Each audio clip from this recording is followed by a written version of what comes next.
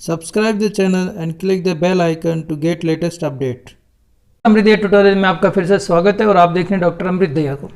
तो फ्रेंड्स, हम जो ICBN के जो 6 प्रिंसिपल्स हैं जो नॉमेनक्लेचर में यूज किए जाते हैं उनके बारे में हम स्टडी कर रहे थे। तो इससे पहले जो प्रीवियस वीडियो है उसके अंदर मैं 2 प्रिंसिपल जो है वो डिस्कस कर चुका हूँ, जिसमें स्ट्रेट फॉरवर्ड प्रिंसिपल था और एक जो है टाइप प्रिंसिपल है उसके बारे में। आज जो हम डिस्कस करने वाले हैं इस वीडियो में, जो हम डिस्कस करेंगे वो है प्रायोरिटी प्रिंसिपल, जो भी काफ़ी इंपॉर्टेंट है।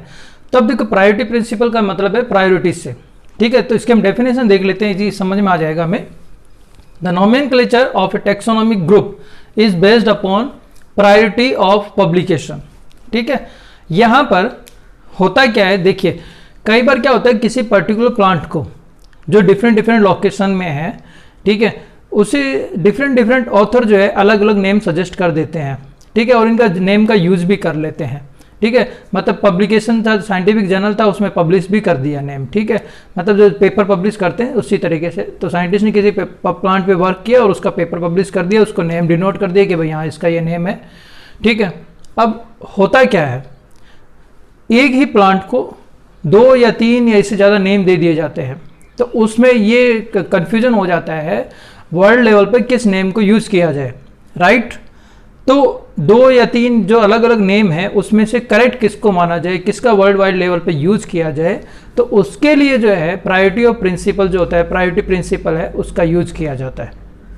तो यहाँ पर जो की था प्रायोरिटी ऑफ पब्लिकेशन, मतलब पब्लिकेशन के अंदर साइंटिफिक जर्नल, ठीक है, ना कि हमारा लोकल न्यूज़पेपर, साइंटिफिक जर्नल जैसे कि साइंस है, नेचर है, जो इंटरनेशनल लेवल के पेपर हैं, बॉटनिकल जर्नल्स हैं, ठीक है, तो इनके अंदर पब्लिश कर दिया जाता है, ठीक है, तो उससे माना जाता है। और इसके अंदर भी किसने पब्लिश किया, जिसने सबसे पहले पब्लिश किया उसका नेम जो है वो यूज किया जाएगा। एग्जांपल से देखते हैं, इजीली समझ में आ जाएगा। 3 नेम है निम्फिया के लिए, स्पीसीज है, अलग अलग नेम यूज किए गए हैं। अब यहाँ पर 1768 में अलग है, 1799 में अलग है, 1872 में अलग है, ठीक है। तो अब जैसे कि मैंने आपको बताया कि पब्लिश तो किया है, बट सबसे पहले किसने पब्लिश किया, तो यहाँ पर सबसे पहले किसने पब्लिश किया है 1768 के अंदर, ठीक है। तो ये नेम दिया गया है, तो ये वाला जो नेम है करेक्ट माना जाएगा। इन 2 का यूज जो है वर्ल्ड लेवल पर जो है नहीं किया जाएगा। हालांकि ये साइंटिस्ट जो है वो अपने लोकल लेवल पर इसका यूज कर सकते हैं, तो वर्ल्ड लेवल पर जो है इसी को ही सही माना जाता है। तो करेक्ट नेम प्रायोरिटी जो प्रिंसिपल होता है उसके अकॉर्डिंग डिसाइड किया जाता है, ठीक है। अब इस रूल की जो है कुछ लिमिटेशंस हैं, ठीक है। मतलब प्रायोरिटी मतलब पहले, बट कितने पहले तक, ठीक है, तो उसकी भी तो एक लिमिट करनी होगी ना। ऐसा थोड़ी है कि भाई बाबा आदम के ज़माने जैसे होता है ना, काफ़ी पुराने टाइम की, तो उस टाइम किसी ने कह दिया हो, किसी टाइम में पब्लिश कर दिया, तो उससे थोड़ी माना जाएगा। तो एक लिमिट दिखाई गई है, वो लिमिट जो है वो एग्जाम में पूछ ली जाती है। कितनी है, 1 मई 1753, 1 मई 1753।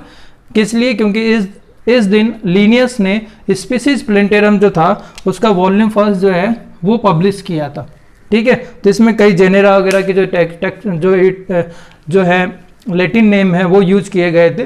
तो इस पब्लिकेशन के बाद के जो भी होंगे, इस पब्लिकेशन से लेकर और बाद जो अब भी किए जाएंगे वो प्रायोरिटी के अंदर काउंट होंगे। इससे पहले की जो डेट के जो पब्लिकेशन है वो प्रायोरिटी के अंदर काउंट नहीं होते।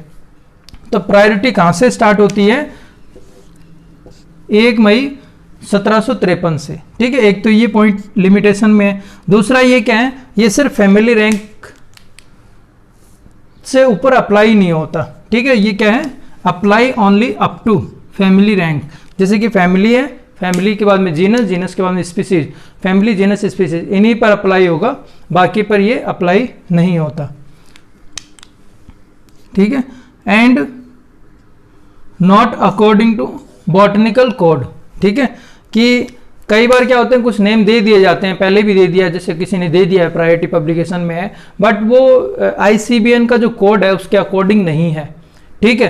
तो उस कोड के अकॉर्डिंग नहीं है, तो वो प्रायोरिटी के अंदर सही नहीं माना जाएगा, ठीक है। तो ये कुछ इसके लिमिटेशंस हैं। ये था अपना प्रायोरिटी प्रिंसिपल, ठीक है।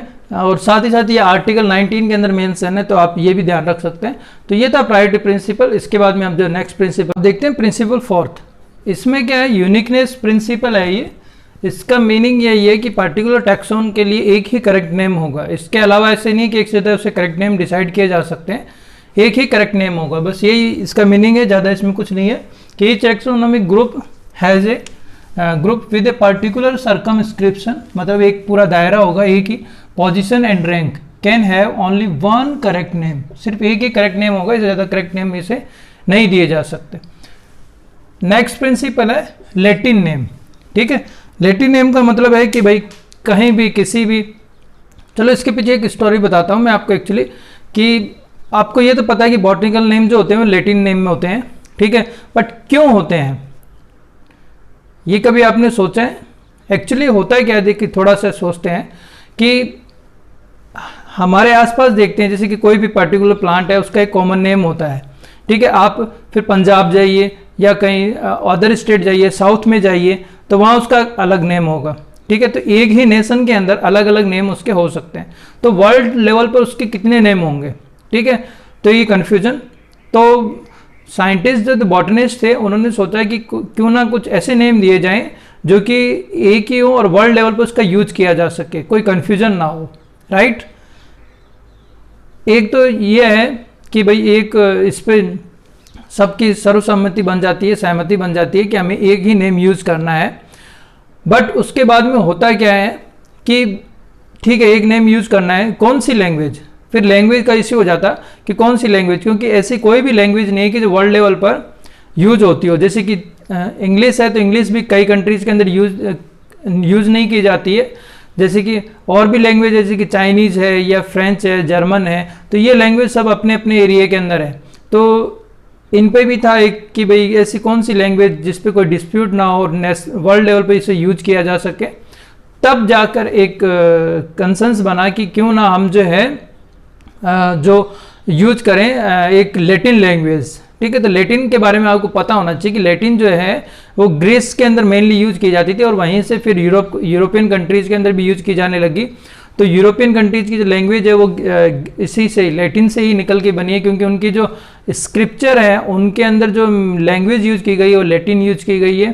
ठीक है, और स्क्रिप्ट जो है वो रोमन है, उनकी अलग है, बट लैंग्वेज जो थी वो लैटिन लैंग्वेज थी। ठीक है, तो इसीलिए कंसर्न बना कि ठीक है हम लैटिन लैंग्वेज यूज कर लेते हैं, तो उसी वजह से जो है यहाँ पर बॉटनिकल नेम भी जो है लैटिन में यूज किए जाते हैं। अब किसी भी कंट्री में कोई भी नेम दिया जा रहा हो, किसी साइंटिस्ट ने सर्च किया हो, बट उसका नेम जो होगा, बॉटनिकल नेम जो होगा वो लैटिन वर्ड में ही होगा। अब लैटिन वर्ड का मतलब समझ लेते हैं, देखो समझने में क्या है, जैसे कि एक एग्जाम्पल है क्वेरकस एल्बा। ठीक है, ये एल फॉर लीनियस से इन्होंने दिया। ठीक है, अब देखिए क्वेरकस जो होता है वो एक प्लांट ग्रुप है, ओक का, ओक प्लांट ग्रुप है जिसके लिए क्वेरकस वर्ड जो है लैटिन में यूज किया जाता है। वहीं वाइट के लिए लैटिन वर्ड है एल्बा। समझ गए मेरी बात, कि यहाँ पर ओक जो है उसके लिए क्वेरकस लैटिन वर्ड यूज किया जाता है और वाइट के लिए एल्बा। ठीक है, तो यहाँ पर ये देखिए बॉटनिकल नेम जो बना है वो किससे बना है, लैटिन वर्ड से बना है, ना कि इंग्लिश वर्ड से। ठीक है, क्यों, और वहीं क्वेरकस एल्बा का मतलब इंग्लिश में क्या हो जाएगा, वाइट ओक। ठीक है, और इसी वाइट ओक को लैटिन में क्या कहा जाएगा, क्वेरकस एल्बा। इसका मत इस तरीके से। ठीक है, तो ये आप समझे, तो यहाँ पर जो बॉटनिकल नेम जो होते हैं वो लैटिन वर्ड में होते हैं, मतलब ये जो वर्ड होते हैं लैटिन होते हैं, इनका अपना एक पर्टिकुलर मीनिंग होता है। ठीक है, तो अब ये नियम रूल पढ़ लेते हैं, क्या कह रहा है कि साइंटिफिक नेम जो है, scientific name of taxonomic group are treated as Latin regardless of their derivation. मतलब किसी भी कंट्री में हुआ हो बट उनका जो नेम दिया जाएगा वो लैटिन में ही दिया जाएगा। तो ये दोनों ही वर्ड लैटिन है, जैसे कि आप यहाँ मीनिंग देख रहे हैं इनका, तो ये है। एंड नेक्स्ट प्रिंसिपल है, लास्ट प्रिंसिपल है 6 रिट्रोएक्टिव रूल। ठीक है, रिट्रोएक्टिव का मतलब है कि भाई आज बना है, जैसे कि 2020 में कोई नियम बनाया ICBN ने, ठीक है, तो वो पहले भी लागू होगा। ठीक है, पहले की जो चीज़ें बनी हुई है उन पर भी लागू हो सकता है। ठीक है, तो रिट्रोएक्टिव का मतलब यही होता है कि ये आज बना है बट पहले की डेट में भी ये लागू किया जा सकता है। ठीक है, the rules of nomenclature are retroactive unless expressly limited, जब तक कि ये ना कहा जाए कि हाँ ये इस पर लागू नहीं होगा। ठीक है, तो ये रिट्रोएक्टिव है। इसका मीनिंग फिर से बताते हैं, रिट्रोएक्टिव का मतलब ये है कि ये पहले की चीजों पर भी लागू होगा, ठीक है।